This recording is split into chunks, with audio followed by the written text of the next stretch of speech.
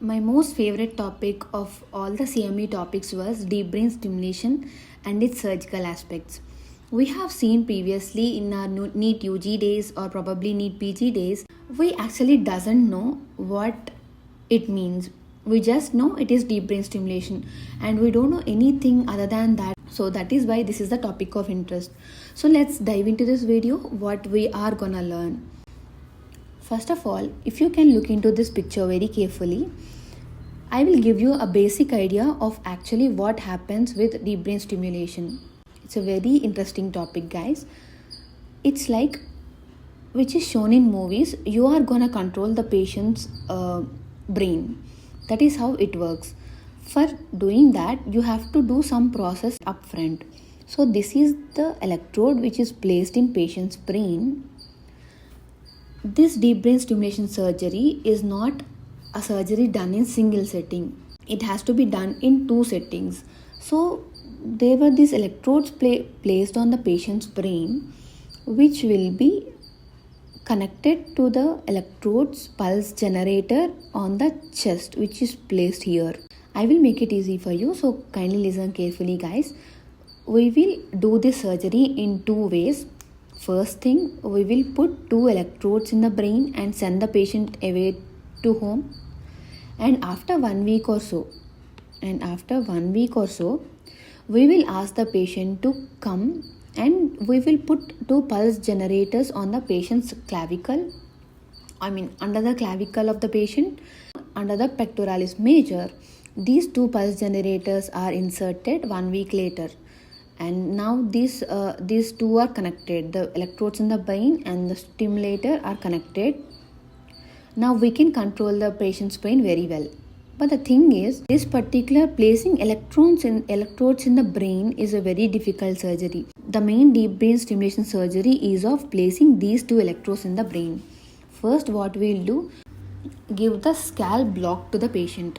Usually, the entire DBS surgery is done in awakened state, that the patient is awake. But during the scalp block, maybe the anesthetist give some sort of anesthesia. Then afterwards, what we'll do is frame fixation.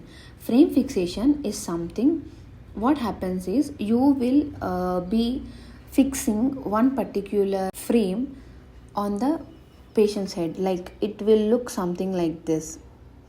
So that it's like you are making your phone sit on a stand so that it won't move. Something like that, your head is also fixed on a frame. Fixing on that, we will, plan the targets. How you know that? It is by doing an MRI. You will do an MRI for the patient and you will locate wherever is the thing you wanted to do the surgery. You will keep the targets on that particular MRI. So targets is very important. Targets will be planned on this particular MRI. Now what happens? Not only they plan the targets, they see the targets and also they mark the coordinates. So after, if this is the MRI, they thought somewhere here is the target. What they'll do is they come and mark it on patient's brain. I am very bad at diagram, so please adjust.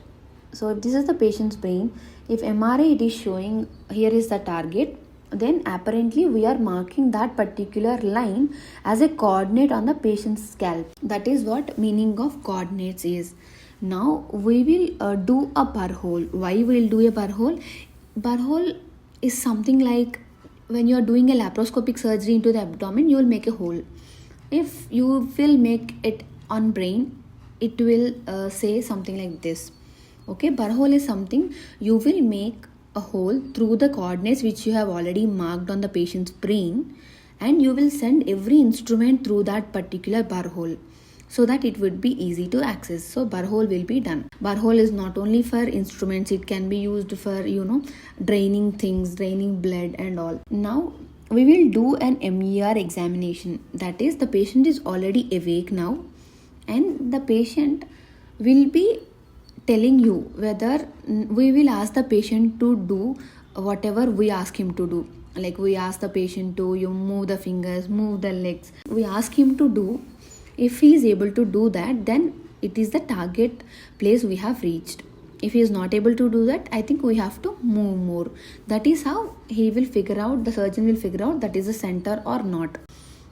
So you are giving scalp block, frame is fixed onto the patient brain, MRI is taken, target is planned, coordinates are marked on the patient's head, burhole is done, and MER. Now whenever you are doing the surgery, you will stimulate all the parts of the brain and see where the patient is responding, and then you will know that is the place to stop, where you will place the electrodes at the place the patient is getting the stimulus and the lead is placed. This is the simple thing you need to understand, otherwise it's not. So this much you have to be aware of. Using deep brain stimulation, Parkinson's disease, trigeminal neuralgia, some of the diseases are used so that the patient's conditions improves a lot.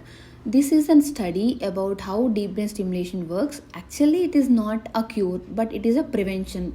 But how it works, the video that some doctor has shown us, I'm letting you know it. So see it, you can see it here. You can see this particular thing is slow going, okay? And the patient is moving fast here, very fast. So that is the difference the DBS will and can make. So this is one of the video that I wanted to show you. You can see the response of the patient here, right here, that it is very slow and slow. Now the patient can move very fast. That is the difference of doing this DBS surgery and not doing a DBS surgery. I think this is a very good interesting topic of interest. The doctor said very nice, keen, and very interestingly, which I have concised it to here. I hope this video is useful to all of you. Thank you so much. Please let me know if you want something like this.